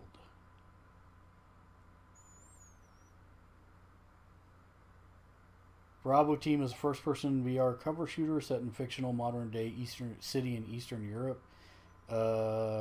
They basically, a lot of places are calling it Time Crisis VR, which that's not necessarily a bad thing. No. Let's see. Bravo Team.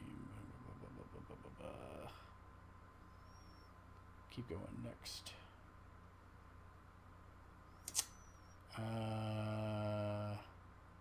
Maybe it was a different one, but I'm not seeing anything about that. Okay, no, if Firewall 0 Hour is the one I was thinking of. Okay, and good. So yeah, that's something completely that's different. Yeah, this is the one I was thinking of, and this is yeah. As I say, Supermassive is not right. Yeah, this is First Contact Entertainment is the one that's making this one. It got quite a bit of buzz at the last PlayStation Experience, I think, was on the floor there. But yeah, okay, that's why it is Firewall, but it's 0 Hour. I was thinking it had Bravo in it or something, but it doesn't. So okay, never mind. Kirby Star Allies for the Switch comes out March 16th. Dave will be addicted. Well, Dave will buy it and never play it. I hate to say it, but my Switch is repeating the progression path of my Wii U and my Wii. in that I have choices to play things, and oh, that's the other thing I didn't talk about. Damn you, Kate! Is Final Fantasy Final Man, I Fantasy? thought we were going to avoid that. No, I no. really thought we were going to be able to avoid that. Final Fantasy Opera Oh, Omnia. man. I won't talk about it long, just as long as it took you to do yours. Um, Oh. I have to say that this is the most non-Square Enix mobile game I've ever played. In that it retains the look and feel of a 3D Final Fantasy. Um, it's called Final Fantasy Dissidia Opera Omnia. It does not use the Dissidia fight. It uses its own fighting style, and this is the weird part. I don't know how to explain it in terms that make sense outside the game. Like, you have basically, I think I can. There are basically two types of attacks. There's attack that does 0 actual damage to the enemy, but attacks their, you could call it a charge meter, right? It it attacks their charge meter for X amount of damage, and you get X amount of charge from doing the attack. And eventually they run out of charge, and that's called a break. And that is a heightened state where they stop attacking because they're broken, and you can attack for real HP that will affect their life bar, and they take more damage when they're in that broken state, if that makes sense. Okay, so this is the Final Fantasy 14 thing then. Or not 14, 13. Was that in 13? I don't remember this. Well, well, you had to attack them with magic until they went into, I forget what it was called, but it was essentially, it was a broke state. And then you could attack them with physical attacks and it would do damage. Whereas if you attack them with physical attacks before you whatever them, they would take very little damage. So it was that whole managing the teams thing. Yeah, so it's not quite that it is similar, but like if I have charge, right? That's really what it's all about, is about you building the charge on your character. So for example, Yuna is a great character in the game because one of the things she does is she casts Asuna, which does nothing like what Asuna is in every other Final Fantasy game. Instead, what it does is it raises everybody on the team's charge, right? So by the time it rolls back around, like let's say you just started the match, it's your turn, it's Yuna's turn, she casts Asuna, that raises everybody's charge meter, or they call it brave in this game. That raises your brave meter, and then it rolls around to Balthier's turn. He now has charge on his meter, so he could just go straight for an HP attack. Now, whether or not that's enough to kill the monster, it actually tells you with some, visual cues. But the point is you may not have to spend your time with each character charging brave before you can go after HP. It's kind of a strategic thing of what do you want to do, who do you want to sack, etc. But when I say it's a very non-Square Enix mobile game, at least so far since the game is new, the currency seems to be flowing like wine. And Kate says she's farther into the game, and she is farther into the game than I am, and she says she's starting to see that dry up a little bit because she's through the whole story and all that stuff. But just doing the daily events and stuff, I'm still getting like enough for a 10 pull, which is a lot, in probably a day and a half. So that's pretty good. Have you just completely zoned out now? What you were talking? Yeah. I saw that. So anyways, it's good. I do recommend it for your mobile device, Android and iOS. And it's one of those weird ones where you're not paying to play, meaning that there's not a stamina meter that runs out, and you can actually just play as much as you want or as little as you want. So that's kind of nice. That's a I suppose I refreshing should. change.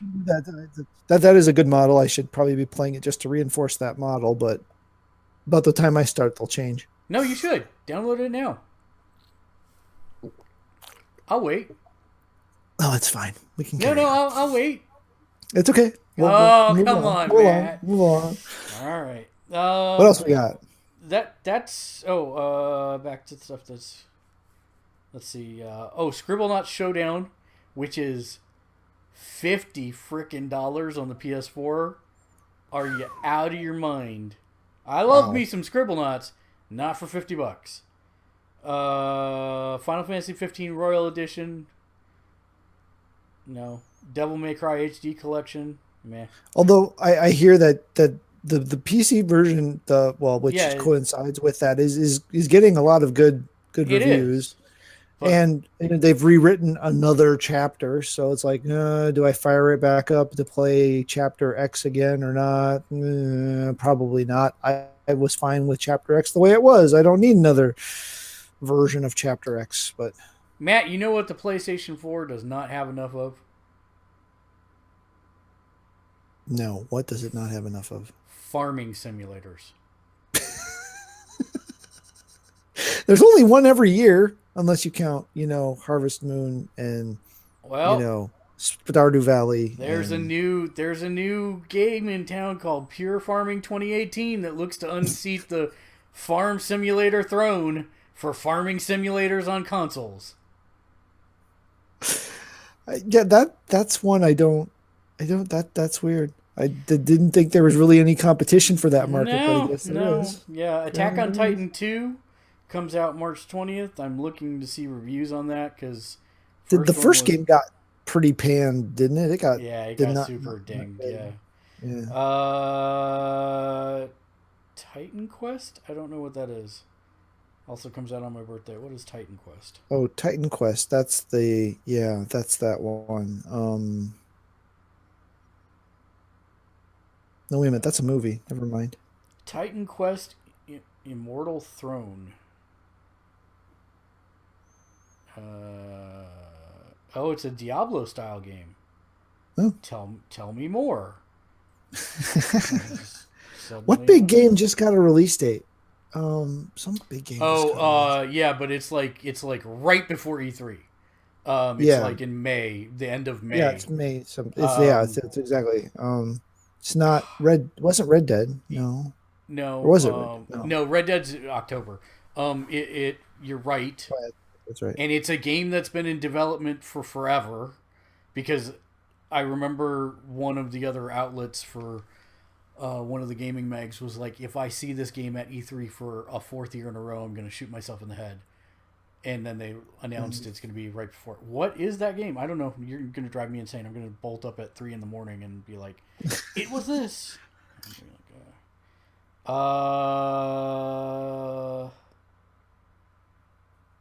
Golem for PSVR comes out March 13th.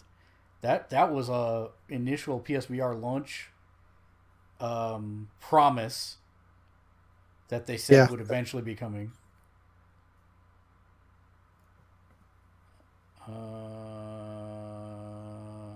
MLB The Show 18 on the March 27th. Oh, Detroit.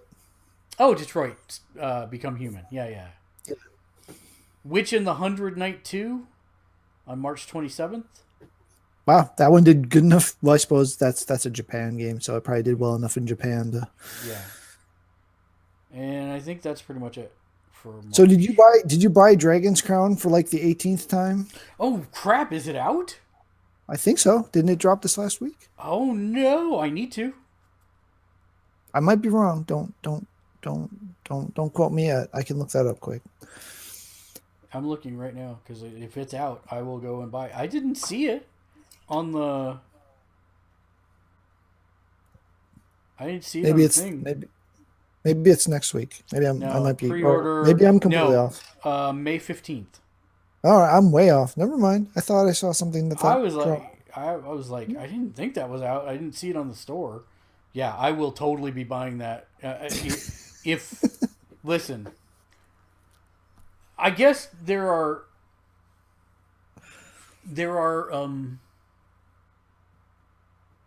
certain games that I have no problem buying multiple copies for, especially since I've retired my PS3 and it is no longer out of the box and I have no way to access that stuff.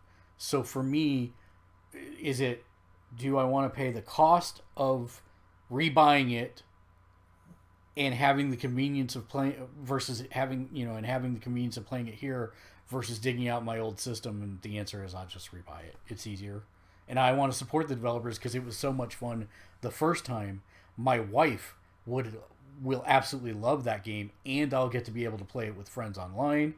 Not that all my friends ever play online. I'm looking at you. I know. Yeah. But yeah. I don't play offline barely either. Yeah, I know. That sucks, man. I'm just telling you. It does. If you get on Terra this weekend, let me know. We'll play. Okay. I'll see. Preferably Saturday, not Sunday. Okay. But I'll be up late. Tournament, but it's a nearby one, so it won't show up too much of the day. Well, I'll be on late Friday night also, just FYI. Okay.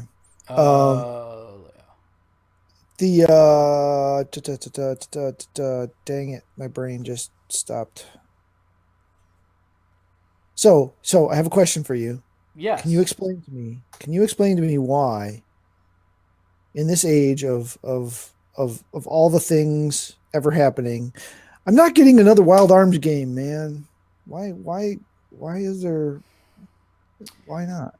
Because I think the answer is easy, but you're not going to like it.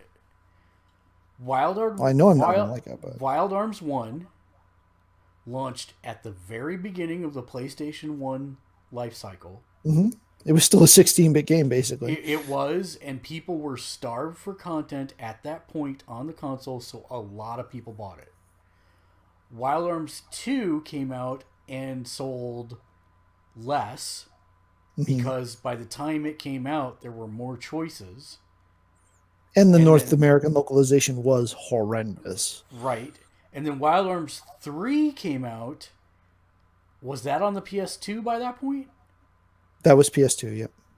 And so suddenly you not only had you not only had more choices, you had a wealth of JRPG choices at that point. And I don't think because of the way they handled 2, most people didn't go back. And so Wild Arms 3, I'm sure, probably tanked in terms of overall goals versus expectation of it. And thus the series kind of died a painful death at that point. Because there wasn't a 4, was there? There's 5. There's 4 and 5. And there's 5 main titles and Crossfire, which was a Vita or a PSP strategy title. Well, you see where I fell off the bandwagon, apparently. No, granted, 5 was still a PlayStation 2 game. 4 and 5 mixed up the series a lot. And I know 4 sold really well. I'm not sure about 5. 5 was kind of a cap on the thing because you could actually recruit members as like summons. I didn't get very far into 5. It's one of those things. I guess maybe that's what I have to do. I have to actually play 5 so we can have a 6. But you could actually recruit, I think, as summons characters from the previous 4 games.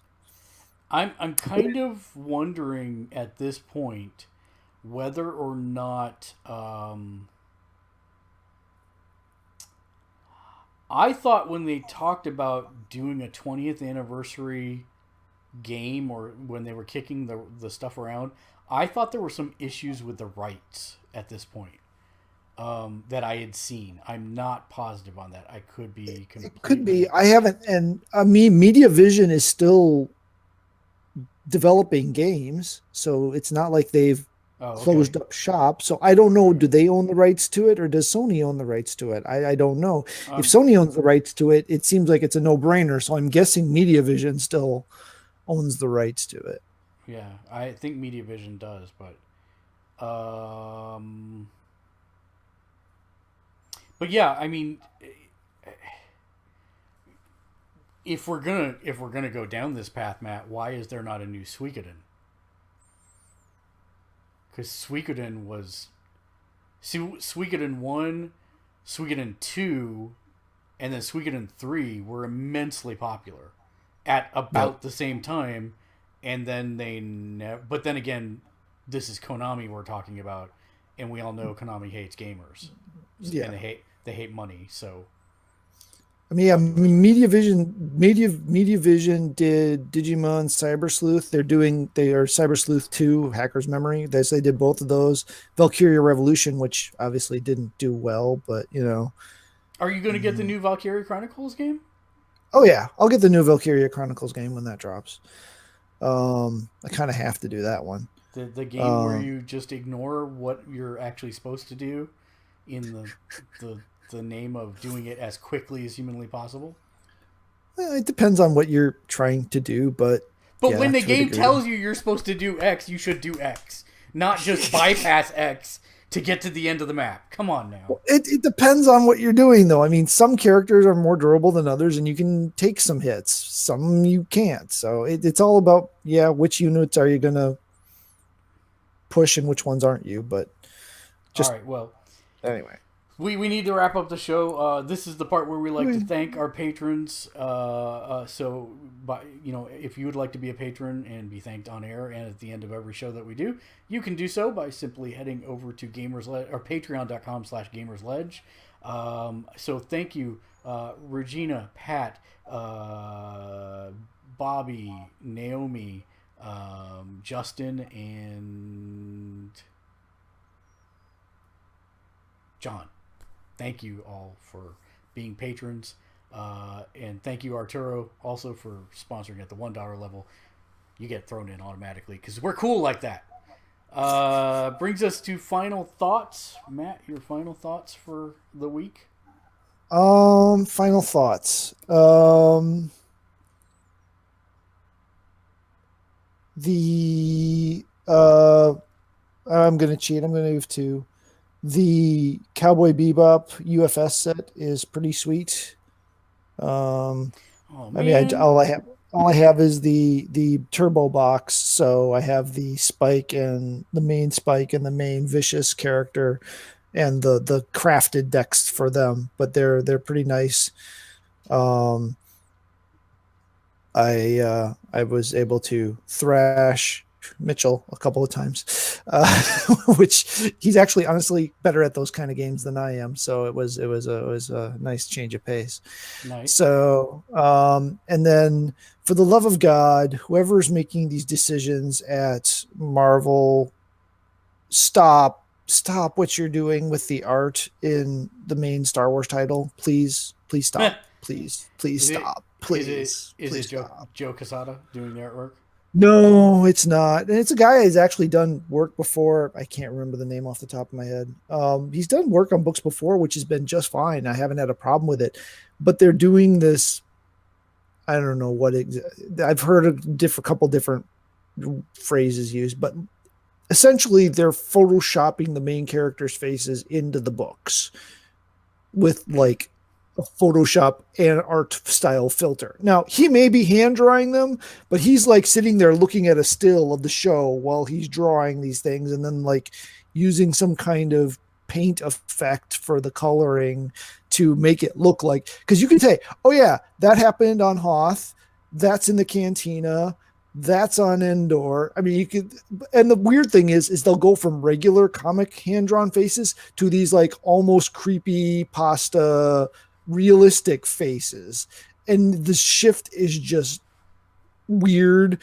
All the non-main characters just have regular comically not comically but comic style drawn faces, and then they've got one character who doesn't have a facial reference because they're not a character from the movie, but they tried to do the same thing with, but it still doesn't look right because there's not a real physical face reference, or they're using it from something maybe, but it still just looks different. So they just need to stop because it's just not, it's not good. The old team didn't need to do it, neither do you. Um, what what was your second one? Well, that was the second one. The first Oh, one was Cowboy Bebop UFS set. Second one was got it. Star Wars comic. Oh, Um, and third one, Scotty Young's doing Deadpool. Scotty Young's doing Deadpool. Scotty Young's doing Deadpool. The writing, not the art. Right. But I don't want to show that, but I want to get to the end here. Pulling up the end screen. oh, and I was wrong before. I think I said it on the podcast, but I was wrong. Dan Slott is leaving Amazing Spider-Man after a quadrillion years of running the Spider-Man boat. He is, as of June, he is no longer June or July, I forget. This part of the whatever we're calling this Marvel refresh, Exodus? Marvel fresh restart. Is he staying now. at Marvel, or is he leaving what's his yeah, name? he's taking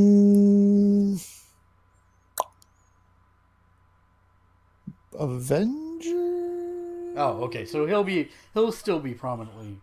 He's still around. Yeah, he's taking another Marvel book over. I don't remember which one, but yeah, so he's not leaving Marvel, but he's leaving Spider-Man after, gosh, it's been 6 years. Oh, how long ago was Straczynski on? Was he just before him? Gosh, that was forever ago. Okay. That was I was like in Omaha, so that's like a decade ago. All right, my final thought of the day is, if you want to kill some time, head to Quora.com. It's Quora.com. Type in anything and you'll find people asking questions about it, and you can answer them and read other people's answers. It's horrific. It's the worst rabbit hole I've ever seen on the internet. So it's like infinite fan fiction? It can be, but the funny part is that most of the time, I mean, they have the standard. Like, I sent you the answer to one today. I don't know if you got a chance to read it and check it out. I didn't get a chance to look at it, but yeah. So somebody asked, who would win in a fight? Would it be Hulk or Maestro? And I'm like, well, great question, but that's not clear. So let's see if I can discern the intent of your question. If you mean standard green Hulk, pre-World War Hulk versus the Maestro wins. If you mean Gray Hulk versus Maestro, while Gray Hulk is smarter, he's more street smarts than strategy smarts, Maestro probably win. If you mean Banner Hulk, also aka Peter David Hulk, aka Integrated Hulk, versus Maestro, the answer is Banner Hulk, because they actually fought and Banner Hulk won. Maestro, by the way, is a future alternate version of Integrated Hulk, in which he destroys the Marvel Universe and kills all the heroes and villains and becomes Lord and Dictator of Earth. And has a white beard. Yeah. If you mean Maestro versus World War Hulk, the answer is World War Hulk. If you mean Maestro versus Red Hulk, the answer is Maestro. If you mean Maestro versus Amadeus Choi Hulk, then Amadeus Choi wins because wins because he has the power of gods and is smarter than Banner. If you mean any of the Rick Jones versions of Hulk, Maestro wins. And if you mean Red Hulk, Maestro wins. What about She-Hulk? Damn you. That's why I wanted you to look at the answer. But the answer is She-Hulk would win because she can break the fourth wall. So that's fine.